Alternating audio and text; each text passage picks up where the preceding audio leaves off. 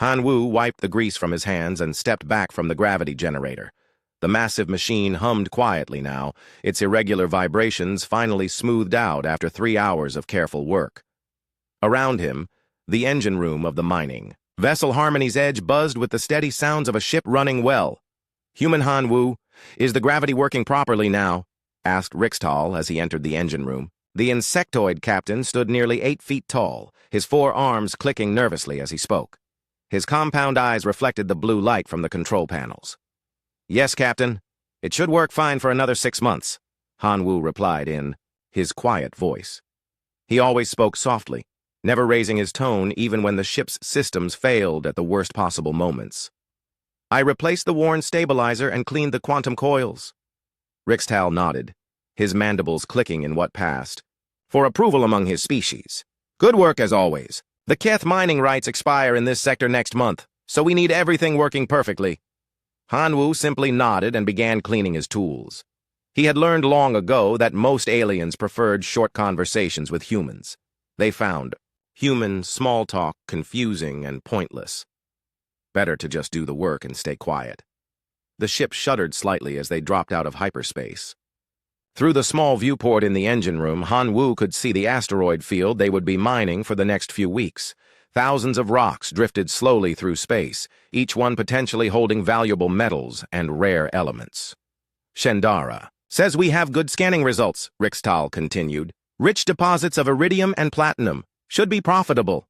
Shendara was the ship's navigator, a crystalline being whose body looked like living gemstone. She could process mathematical calculations faster than most computers, making her perfect for plotting hyperspace jumps and analyzing mineral scans. Like most of the crew, she treated Han Wu with polite indifference. Han Wu had worked on the Harmony's Edge for 2 years now. The pay was decent, the work was honest, and most importantly, it was peaceful. After the Korean military had discharged him following the Human-Centauri War, he had deliberately sought the most remote, quiet job he could find. Deep space mining was perfect. No politics, no conflicts, just machines that needed fixing and rocks that needed processing. The crew was small but efficient. Besides Captain Rixtal and Navigator Shendara, there was Vector, the cargo master, a slug-like being who could lift incredible weights with his powerful tentacles. Zilnara handled communications, her bird-like species having natural talent for languages. The newest crew member was young Paklon, barely adult by his species standards, who worked as general labor and was eager to learn. Most aliens viewed humans as useful but unremarkable. They were good at fixing things, decent at following orders, and rarely caused problems. Han Wu fit this stereotype perfectly. He showed up for his shifts on time, did his work without complaining, and spent his free time reading or maintaining equipment. The crew sometimes joked that humans were almost as reliable as machines, just more expensive to maintain. The morning shift found some interesting readings in Sector 7, Rixtal said, checking his data pad. "Vector thinks it might be a rare Earth deposit. We'll start mining there after the evening meal." Han Wu nodded again and continued organizing his tools. Each wrench, scanner, and circuit tester had its proper place in his toolkit. Military training had taught him the importance of keeping equipment organized and ready. Old habits died hard, even in civilian life. The ship's intercom crackled to life with Zilnara's melodic voice. "All crew to the bridge, please. We are receiving priority communications from the sector authority." Han Wu followed Captain Rixtal through the ship's narrow corridors to the bridge. The other crew members were already gathering around the main display screen. Shendara's crystalline body glowed brighter when she was processing complex data, and right now she was practically blazing with light. "What do we have?" Rixtal asked as he took his position at the captain's chair. "Multiple military transponders approaching from 3 different vectors," Shendara reported. "Keth Empire battlecruiser, Yule Consortium escort frigate, and an Eternal Dawn missionary ship. All are requesting mining rights verification." Han Wu stood quietly at the back of the bridge, watching the display.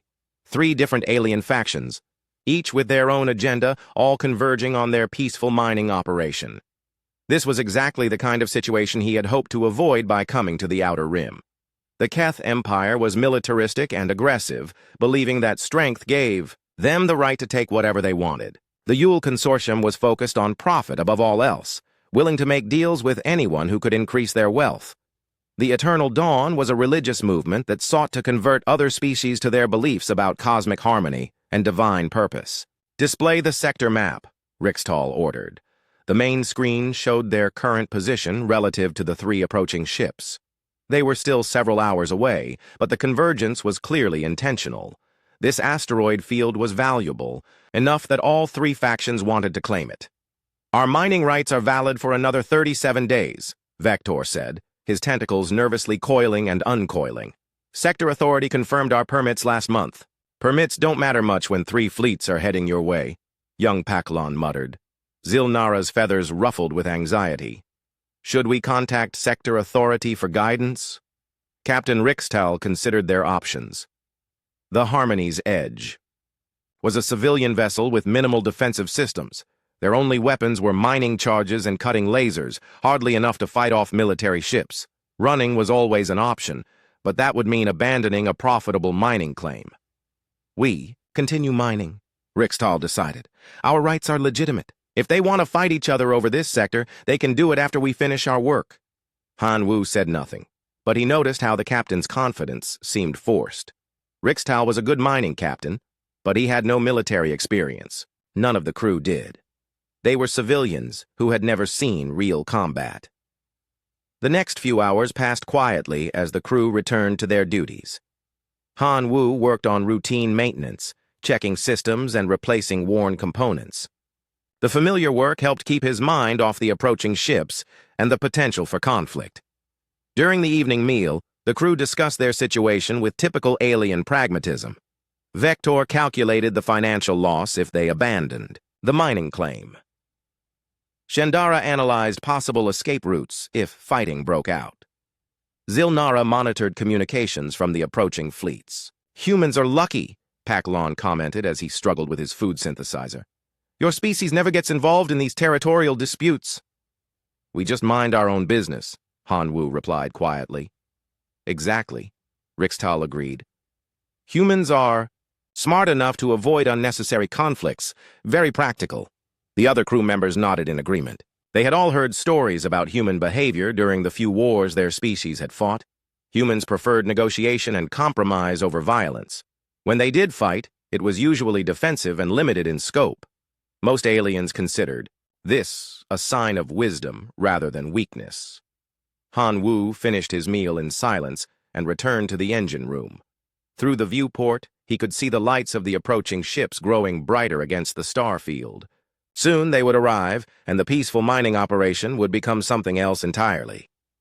He opened his personal storage locker and looked at the sealed container in the back corner. He had not touched it in 2 years, had barely thought about it except during the darkest moments of sleepless nights. Inside that container were reminders of a different life, a different Han Wu who had been trained for war instead of peace. He closed the locker without touching the container and returned to his work. Whatever happened with the approaching fleets, he would handle it the same way he handled everything else aboard the Harmony's Edge. Quietly, efficiently, and without unnecessary drama. The ship's sensors detected the first hyperspace exit signatures, just before the night shift began. 3 alien fleets, each representing different philosophies and goals, had arrived in their small corner of space. Han Wu continued working on a faulty coolant pump, listening to the increasing chatter on the ship's communication system. Soon the talking would stop, and the real negotiations would begin. He just hoped they could finish their mining and leave, before things got complicated. In his experience, 3-way conflicts rarely ended peacefully. The first explosions lit up the viewport like deadly fireworks. Han Wu stopped working on the atmospheric recycler and moved to the small window in the engine room. In the distance, he could see the bright flashes of energy weapons and the burning wreckage of what had been a Yule Consortium patrol ship just minutes before. "All crew to emergency stations," Captain Rixtal's voice echoed through the ship's intercom. "We have hostile action in the sector." Han Wu secured his tools and made his way to the bridge. The rest of the crew was already there, staring at the tactical display with expressions of shock and fear. The screen showed the positions of multiple ships engaged in combat across the asteroid field. "Report!" Rixtal demanded as he strapped himself into the captain's chair. Shenadara's crystalline body was pulsing with rapid light patterns as she processed incoming data. The Keth battlecruiser attacked the Yule frigate without warning. The Eternal Dawn ship is maintaining distance, but has raised defensive shields. "Why are they fighting?" young Paklon asked. "The mining rights are still ours for another month." "The Keth don't care about legal mining rights," Vector replied, his tentacles gripping the console tightly. "They take what they want and worry about paperwork later." On the display, Han Wu watched the tactical situation develop. The Keth battlecruiser was systematically destroying Yule positions throughout the asteroid field. Several civilian mining platforms that had been working the outer rocks were now drifting debris. The Keth were not just claiming territory, they were eliminating competition. "Incoming transmission from the Keth vessel," Zilnara announced. The main screen flickered and showed the bridge of the Keth battlecruiser. The alien commander was typical of his species, with gray-scaled skin, predatory yellow eyes, and ceremonial scars marking his rank. When he spoke, his voice carried the arrogance of someone accustomed to being obeyed without question. "Attention, mining vessel. This sector is now under Keth military control. You will cease operations and prepare for inspection. Any resistance will be considered an act of war." Captain Rixtal activated the communication system. "This is Captain Rixtal of the civilian vessel Harmony's Edge. We have legitimate mining rights in this sector for 29 more days. We are not involved in your conflict with the Yule Consortium." The Keth commander's laugh was harsh and threatening. "Your permits are void. Surrender now or be destroyed." The transmission ended abruptly. On the tactical display, the Keth battlecruiser began moving toward their position. Its weapons were already charged and ready to fire. "Options," Rixtal asked his crew. "We could try to reach the hyperspace jump point," Shendara suggested. "But they would intercept us before we could charge the drive." "Our cargo hold is full of valuable minerals," Vector pointed out. "Maybe we could negotiate." "The Keth don't negotiate with civilians," Zilnara said quietly. "They take what they want." Han Wu listened to the discussion but said nothing. He had seen this situation before, during the war. Aggressive military forces using overwhelming power against civilians who had no way to defend themselves. The outcome was always the same unless someone intervened. "We should surrender," Rixtal decided. "We're miners, not soldiers. Better to lose our cargo than our lives." The crew nodded in agreement. It was the practical choice, the safe choice. Han Wu understood their reasoning, but something cold was forming in his stomach as he watched the Keth ship approach. "Captain," Zilnara called out suddenly. "I'm receiving a distress signal. Civilian transport vessel requesting assistance." "Put it through," Rixtal ordered. A new voice filled the bridge, speaking in heavily accented standard. "This is Li Jin aboard the transport Peaceful Journey. We are carrying refugees from the Nexara system. Our life support is failing and we have injured aboard. Please, anyone who can hear this, we need help." Shenadara quickly located the source of the transmission. "Small transport vessel, approximately 2 kilometers from our position. Sensors show significant damage to their hull and power systems. On the screen, they could see the battered civilian ship. It was obviously damaged, drifting without power through the asteroid field. Escape pods had been ejected, suggesting the crew was preparing to abandon ship. "How many aboard?" Rixtal asked. "Scanners show 17 life signs," Shendara reported. "Mostly Yule civilians, but the readings suggest at least 3 are children." Han Wu stepped forward slightly. "Captain, we have space in our cargo hold. We could take them aboard." Rixtal looked at him with surprise. "Han Wu, we're about to be boarded by Keth Marines. Taking on refugees would only complicate our situation." "They're civilians," Han Wu said quietly. "Children." "And we're miners," Rixtal replied firmly. "Our responsibility is to our own crew, not to every refugee ship in the sector." The debate was interrupted by another transmission from the damaged transport. This time the voice was younger, more frightened. "Please, this is Yun Ha. My mother is hurt and our air is running out. Can anyone help us?" On the tactical display, 3 Keth fighter craft had detached from the battlecruiser and were moving toward the refugee ship. Their weapons were armed and ready. "The Keth fighters are targeting the transport," Shendara announced. Han Wu watched the display with growing tension. The fighters were moving in a standard attack formation, preparing to destroy the helpless civilian vessel. On the audio channel, he could hear the child's voice continuing to plead for help. "Captain," he said, "again, we have to do something. We're not getting involved," Rixtal snapped. "That's final. Zilnara, cut the communication channel. We don't need to listen to this." "Sir," Zilnara hesitated. "The refugee ship is still broadcasting on emergency frequencies." "Then switch to internal communications only," the captain ordered. But Han Wu could still hear the transmissions through his personal communicator. The mother's voice, weak from injury, trying to comfort her frightened daughter. The child asking why no one was coming to help them. Other voices in the background, adults trying to keep calm while their ship slowly died around them. On the tactical display, the Keth fighters had reached attack range. Their weapon systems were fully charged. "Please," Han Wu said to Captain Rixtal, "just let me take a shuttle. I can reach them before the fighters attack." "Absolutely not," Rixtal replied. "We're not risking crew members for refugees. That's not how mining operations work." "Then what are we supposed to do?" Han Wu asked. "Just watch them die." "We're supposed to survive," the captain said firmly. "That's what civilian crews do in war zones. We avoid unnecessary risks and protect our own people." The other crew members nodded in agreement. It was logical, practical thinking. Military conflicts were dangerous, and civilians had no business getting involved. Better to stay out of the way and let the warriors handle their own affairs. Han Wu understood their reasoning. He had spent 2 years learning to think like a civilian, to avoid conflict and focus on simple, peaceful work. But as he watched the Keth fighters close in on the refugee ship, something else was awakening inside him.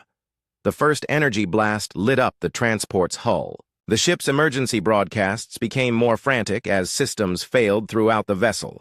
On the tactical display, Han Wu could see the life signs beginning to fade as the ship's atmosphere leaked into space. "Mama, I'm scared," the child's voice whispered through his communicator. "I know, sweetie," her mother replied weakly. "Just hold my hand. Everything will be okay." But everything would not be okay. Han Wu knew exactly what was about to happen. The Keth fighters would systematically destroy the transport, eliminating any witnesses to their attack on civilian targets. Standard military doctrine for occupying hostile territory. The second energy blast tore through the transport's engine section. The ship's emergency power failed completely, leaving the refugees in darkness as their air supplies slowly ran out. Hyperspace. "Jump in 30 seconds, Shendara announced. "All crews secure for acceleration." Captain Rixtal activated the ship-wide intercom. "This is the captain. We're leaving the sector immediately. All personnel report to emergency stations."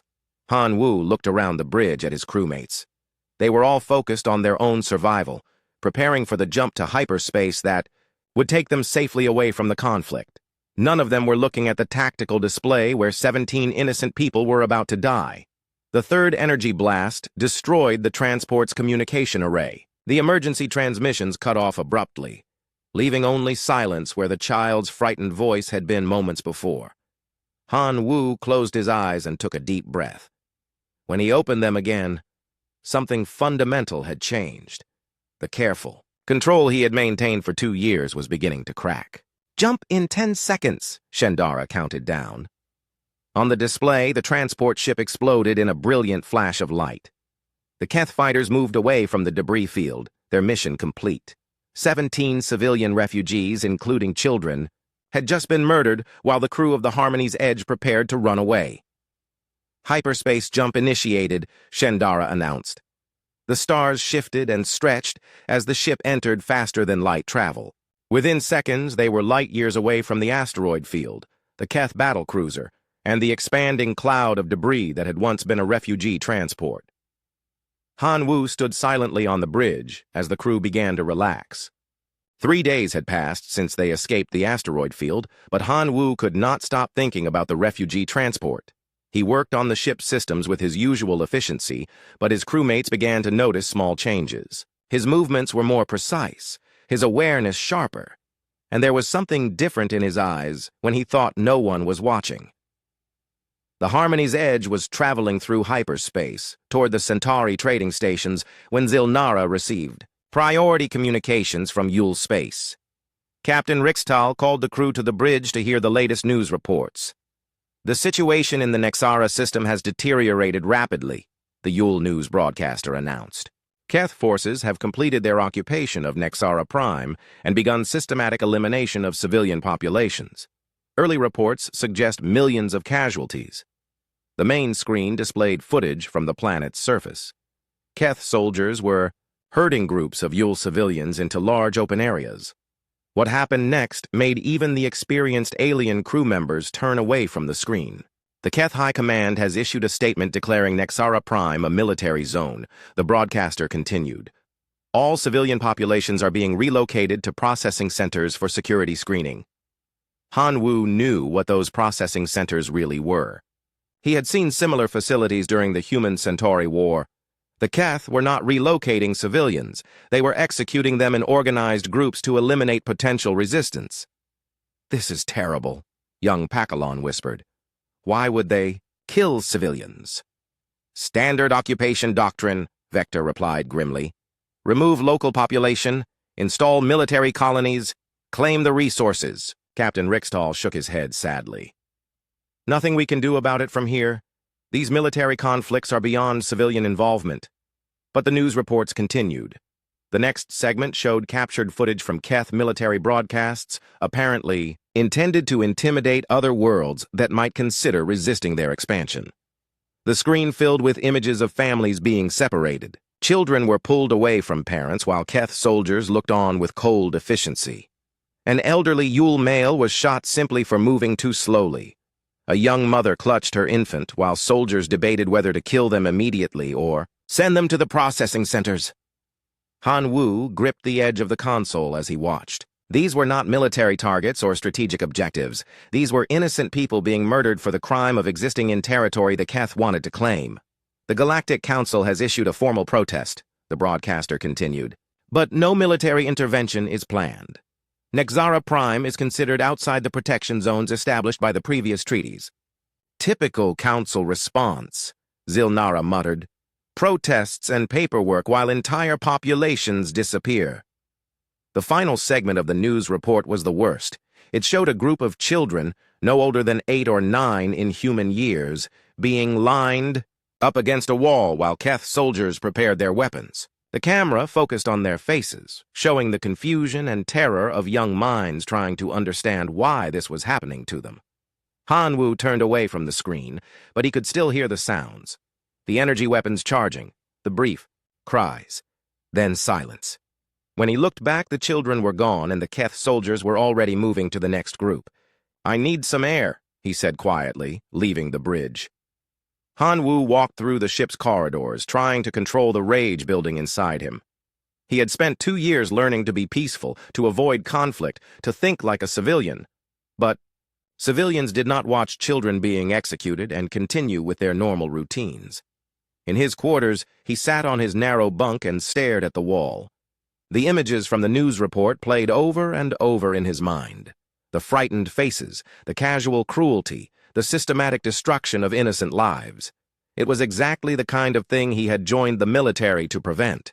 During the Human-Centauri War, his unit had encountered similar situations. Enemy forces targeting civilian populations to break resistance and claim territory. His commanding officers had made it very clear what their response should be.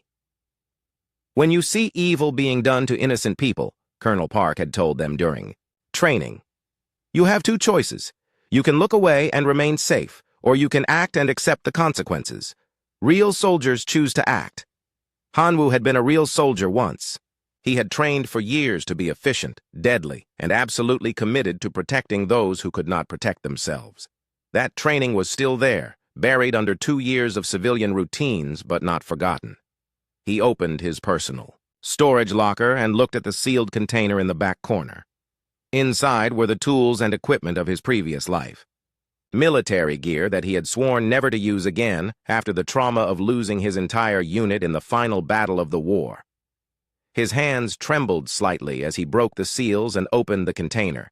The familiar weight of tactical gear, the precise engineering of military weapons, the small items that carried memories of fallen comrades. Everything was exactly as he had packed it 2 years ago. At the bottom of the container was a photograph of his unit, taken just before their final mission. 12 men and women who had dedicated their lives to protecting others. Now they were all dead except for him, killed while evacuating civilians from a contested planet.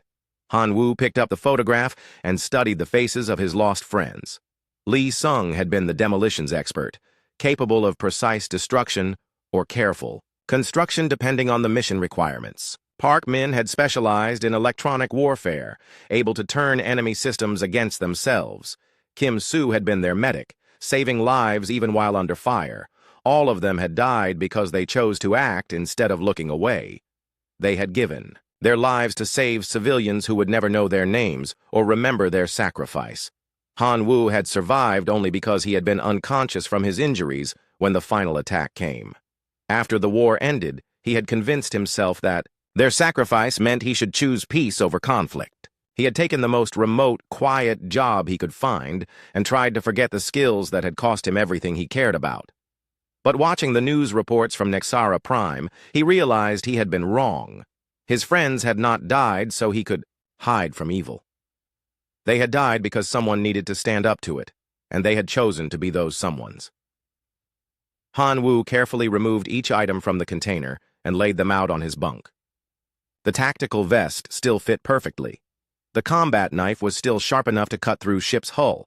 The portable scanner could analyze electronic systems and identify weaknesses.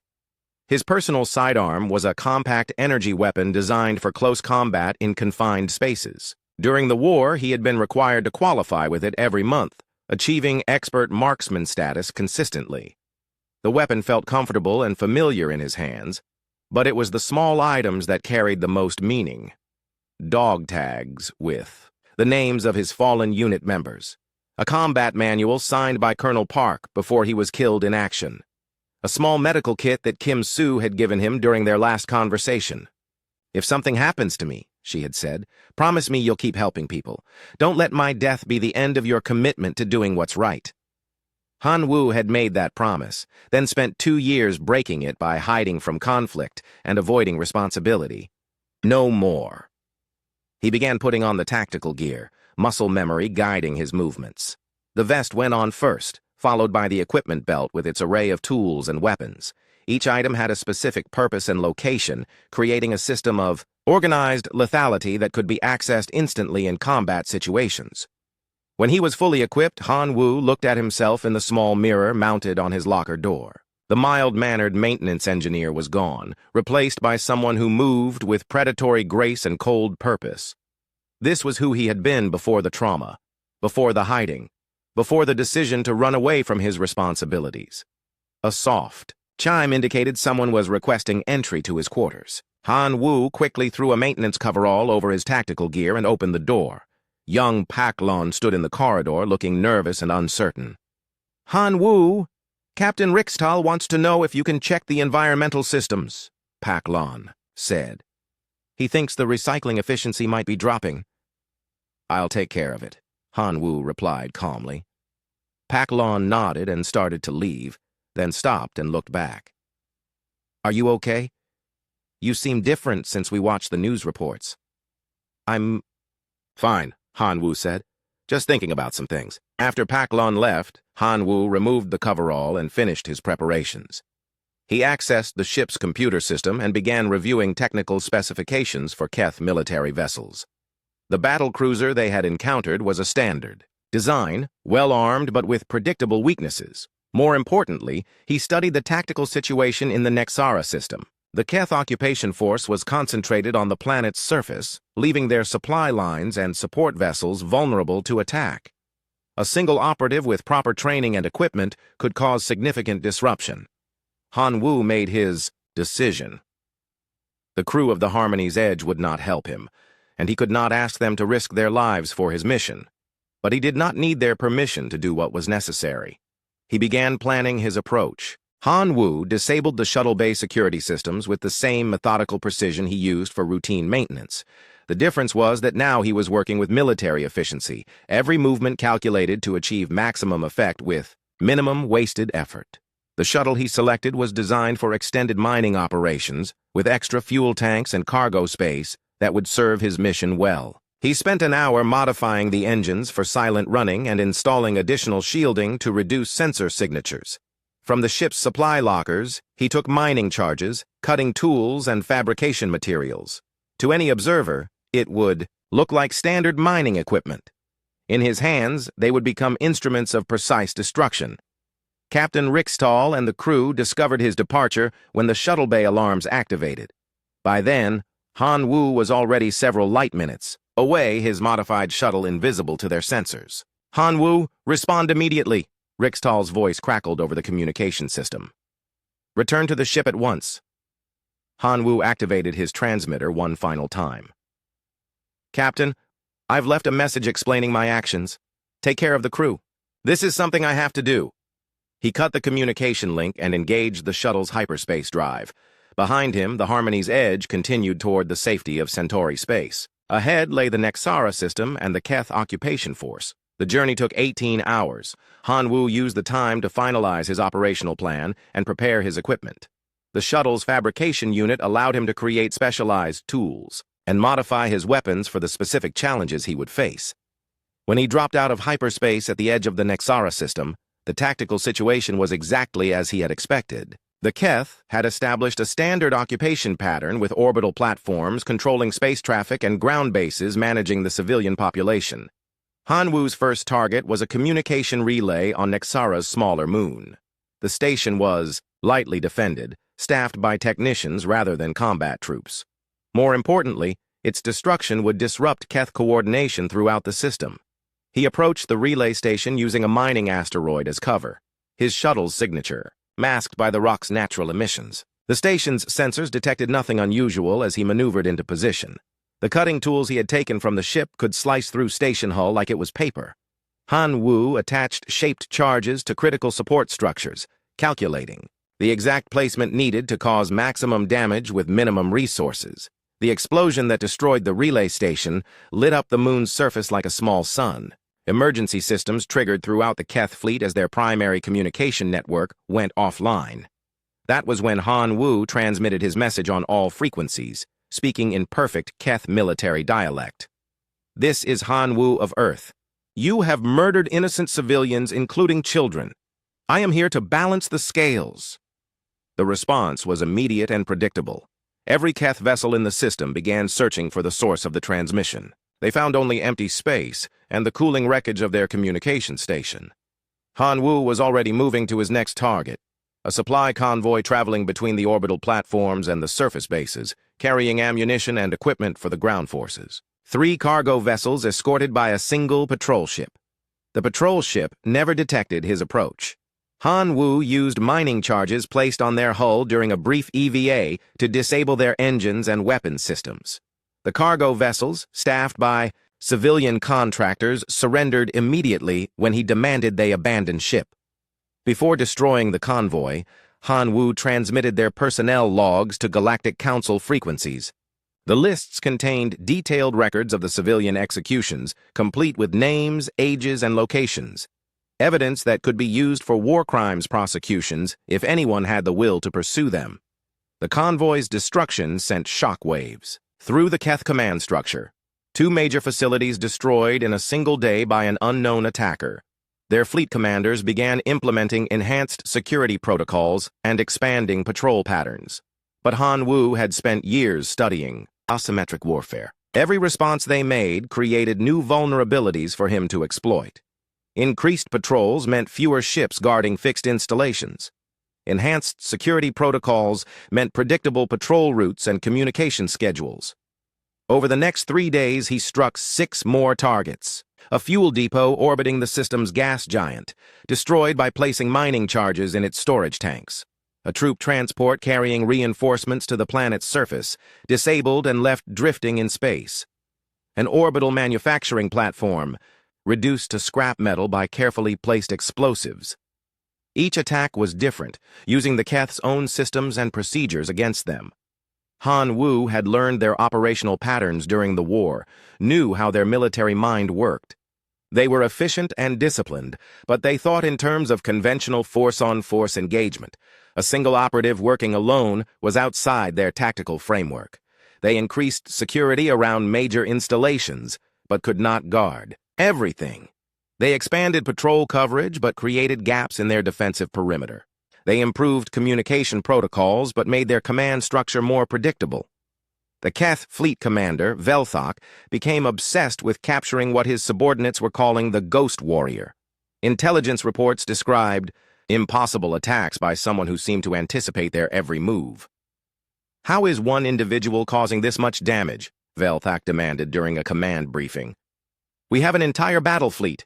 He has a mining shuttle." "Sir, the attacks show detailed knowledge of our systems and procedures," his intelligence officer reported. "This individual has military training, possibly special operations background." "Then why don't our sensors detect him?" Velthok snapped. "How does he approach our ships without being seen?" "He's using mining equipment and civilian techniques," the officer explained. "Our sensors are calibrated to detect military threats, not industrial operations." That was exactly what Han Wu was counting on. His maintenance training gave him intimate knowledge of how sensors worked and what they could not detect. Mining.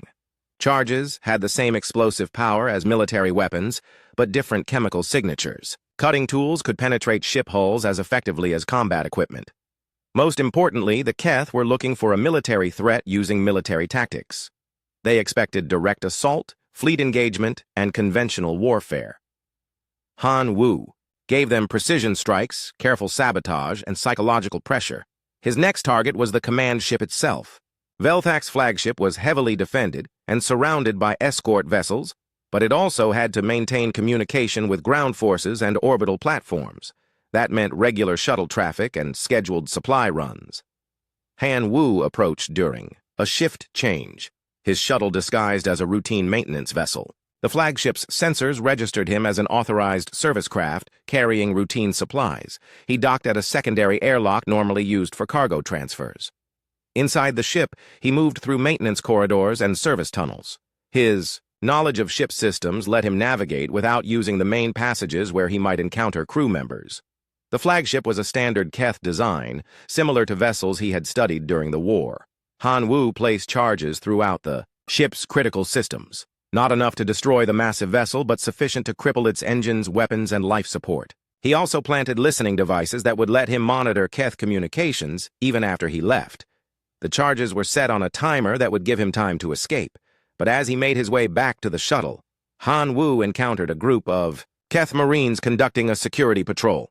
"Identify yourself," the squad leader demanded in Keth military language. Han Wu responded by speaking perfect Keth. "Maintenance technician reporting to Section 7 for routine repairs." The Marines hesitated, confused by his alien appearance, but convinced by his knowledge of ship protocols and language. In that moment of uncertainty, Han Wu struck. His combat training took over completely.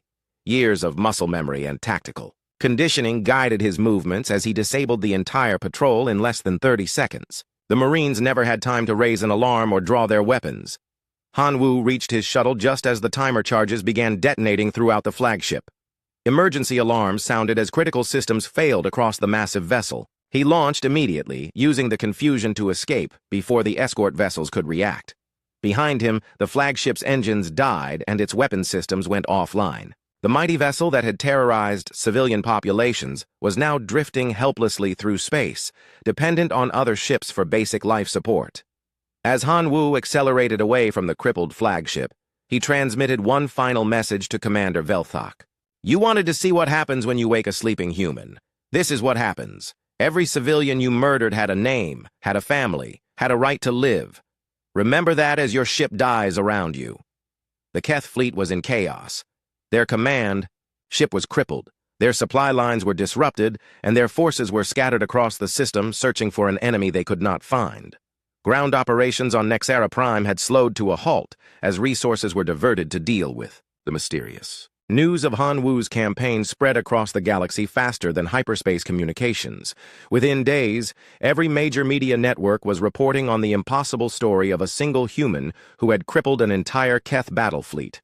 Aboard the Poe, Harmony's Edge, Captain Rixtal and his crew watched the reports with growing amazement and concern. Their quiet maintenance engineer had become the most wanted individual in Keth space and a symbol of resistance throughout the galaxy. The Keth High Command has placed a bounty of 10 million credits on the human known as Han Wu, the news broadcaster announced. Military analysts are struggling to explain how one individual has caused such extensive damage to Imperial forces. Young Pakalon stared at the screen in disbelief. That's the same Han Wu who fixed our gravity generator last week. Impossible. Vector muttered. Humans are peaceful. They avoid conflicts. But Shenidara's crystalline form was pulsing with rapid calculations.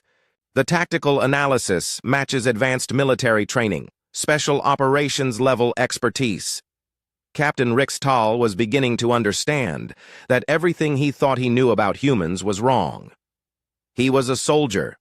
That's why he wanted to save those refugees. The reports continued with footage from the Nexara system. The Keth flagship was still drifting powerless in space, its crew evacuated to escort vessels. Supply convoys had stopped running entirely. Ground operations had been suspended while the remaining fleet searched desperately for their tormentor. Keth military sources confirm that the attacks demonstrate detailed knowledge of Imperial ship design and operational procedures. The broadcaster continued. The attacker appears to have extensive combat experience and specialized training. But the most significant development was not military. It was political. The systematic humiliation of the Keth Empire was encouraging other species to question their expanding territorial claims. The Yule Consortium had mobilized their merchant marine to evacuate survivors from worlds threatened by Keth expansion. The Eternal Dawn was calling for a holy war against the murderers of innocence. Even normally neutral species were reconsidering their positions. The Galactic Council has scheduled an emergency session to address what they're calling the Nexara crisis, the broadcaster reported. Several member species have proposed joint military action against Keth war crimes. Zilnara looked up from her communication console. Captain, we're receiving a priority transmission from Earth Diplomatic Corps. The main screen showed an official in Earth military uniform, her expression serious and professional. This is Admiral Park Soo of Earth Fleet Command. We are attempting to locate Han Wu, former Sergeant First Class Korean Special Forces. Any information regarding his whereabouts should be transmitted immediately to Earth authorities. Captain Rixtal activated the reply channel. Admiral, this is Captain Rixtal of the mining vessel Harmony's Edge. Han Wu served as our maintenance engineer until he departed 3 days ago in a stolen shuttle. Captain, I need you to understand the situation, Admiral Park replied. Han Wu is operating without authorization in a hostile war zone. His actions, while understandable, are creating diplomatic complications for Earth. Complications? Pakalon asked quietly. Admiral Park continued her explanation. The Keth Empire has demanded that Earth surrender Han Wu for prosecution as a war criminal. They're threatening economic sanctions and possible military action if we don't comply. And will you comply? Captain Rixtal asked. Absolutely not, Admiral Park replied firmly. Han Wu is an Earth citizen operating in defense of civilian populations, but we need to extract him before the situation escalates further. The transmission ended, leaving the crew of the Harmony's Edge to contemplate the larger implications of their former engineer's actions. A single human had not only challenged the Keth Empire, but had also changed the political balance of power throughout the galaxy. Meanwhile, in the Nexara system, Han Wu was completing his final mission. The processing center on the planet's surface was as heavily defended as he had expected, but his reconnaissance had identified a critical weakness. The facility's power grid was connected to a geothermal plant located several kilometers away in a mountainous region. The plant was lightly guarded, considered too remote and unimportant to warrant heavy security. Han Wu approached the power plant using natural terrain features to avoid detection. His modified shuttle landed in a deep canyon where atmospheric interference would mask its signature from orbital sensors. The plant's security consisted of automated systems and a small maintenance crew. Han Wu disabled the perimeter sensors and entered through a service tunnel, using his knowledge of industrial systems to navigate the facility. The geothermal plant was a masterpiece of engineering, tapping into the planet's core to provide massive amounts of clean energy. Under normal circumstances, Han Wu would have admired the technical achievement. Today, it was simply a target. He placed mining charges at critical points throughout the facility, calculating the exact placement needed to cause a cascading failure. The explosion would not only destroy the plant, but would send feedback surges through the power grid that would cripple the processing center. As he prepared to activate the charges, Han Wu received an unexpected transmission on his personal communicator. The voice was weak, but familiar. "This is Park Soo from the Refugee Transport Peaceful Journey. Is anyone receiving this transmission?" Han Wu's blood went cold. The transport had been destroyed days ago. He had watched it explode. But the voice continued, growing stronger as he adjusted his receiver. "We managed to reach the escape pods before the ship was destroyed. 17 survivors are currently hiding in the asteroid field near coordinates 77 Mark IV. We have limited supplies and no way to contact rescue services. The refugees were alive. Somehow, impossibly, they had survived the attack that Han Wu had watched from the bridge of the Harmony's edge. The explosion he had seen was just their main ship, not the escape pods. My daughter Yun-Ha is injured, and we have other wounded." Park Soo continued. "If anyone can hear this, please help us." Han Wu stood in the geothermal plant, his finger on the detonator, facing an impossible choice. If he triggered the explosion now, he would complete his mission and deal a final blow to the Keth occupation, but the power failure would also disable the communication systems that the survivors needed to call for help. For a moment, he hesitated. His military training said to complete the mission. The greater good required destroying the processing center to prevent more civilian deaths. 17 survivors could not be allowed to compromise an operation that might save thousands. But Han Wu was no longer just a soldier following orders. He was a human being who had spent 2 years learning that individual lives mattered as much as strategic objectives. He activated his transmitter and responded to Park Soo's call. "This is Han Wu. I'm reading your signal. Help is coming."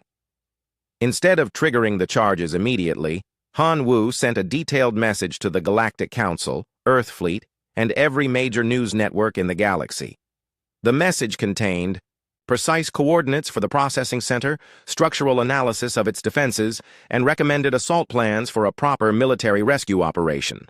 Then he activated the charges and watched the geothermal plant tear itself apart in a series of controlled explosions. The power grid failed exactly as he had calculated, plunging the processing center into darkness and disabling its defensive systems. But instead of pressing his attack on the now vulnerable facility, Han Wu returned to his shuttle and set course for the asteroid field where 17 refugees were waiting for rescue. He found the escape pods drifting in the shadow of a large asteroid, their emergency beacons too weak to reach beyond the immediate area. Park Soo and her daughter Yun-Ha were exactly as he had imagined them from their voices, frightened but alive. "Who are you?" Park Soo asked as Han Wu's shuttle docked with their pod. "Just someone who should have helped sooner," he replied. The transfer took 2 hours. Han Wu moved all 17 survivors to his shuttle, providing medical attention and emergency supplies. Yun-Ha had suffered a broken arm in the escape pod ejection, but she was stable and alert. "Are you the human who's been fighting the Keth?" she asked as Han Wu checked her injuries. "Yes," he replied simply. "Thank you," she whispered. Those 2 words carried more weight than all the military decorations Han Wu had ever received.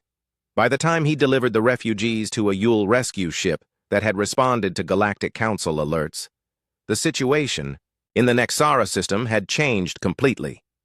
A joint fleet from 6 different species was approaching the planet, and the Keth forces were withdrawing rather than face overwhelming opposition. The processing center, deprived of power and unable to defend itself, had been stormed by coalition ground forces. Thousands of civilians who would have been executed were now free. The evidence of Keth war crimes was overwhelming and undeniable. Han Wu watched the rescue operations from his shuttle, then quietly slipped away before anyone could locate him. His part in the larger conflict was finished. The galaxy's military and political leaders could handle the rest. 3 weeks later, the crew of the Harmony's Edge received an unexpected visitor at the Centauri trading station. Han Wu arrived in a different shuttle,